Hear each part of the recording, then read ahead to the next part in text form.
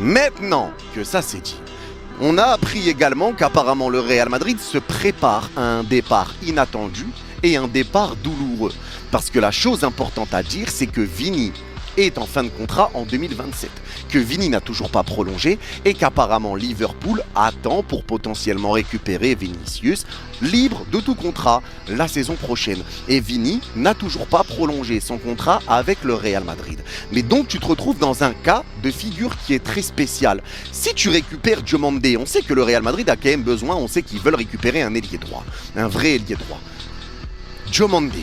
Tu voulais Olysée de base, mais Olysée, ça semble être compliqué pour le faire bouger du Bayern, parce que le Bayern n'a pas besoin d'argent. Le Bayern, ils sont tranquilles avec leur contrat sur Olysée. Olysée, ça finit très tard son contrat, il a encore pas mal d'années avec le Bayern Munich, il est lié au Bayern Munich, et Olysée veut pas partir au clash avec le Bayern Munich. Donc, le faire bouger, ça va être compliqué. Et ça, je pense que le Real, ils sont au courant, c'est compliqué. Faire bouger des joueurs comme ça de leur club, c'est difficile.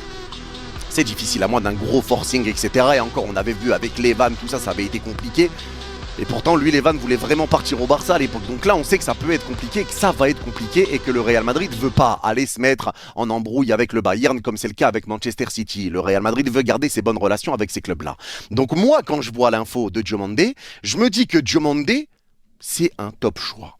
Parce que tu récupères Diomandé pour jouer à droite, tu as besoin d'un ailier droit. Si tu ne peux pas récupérer Olysée, tu récupères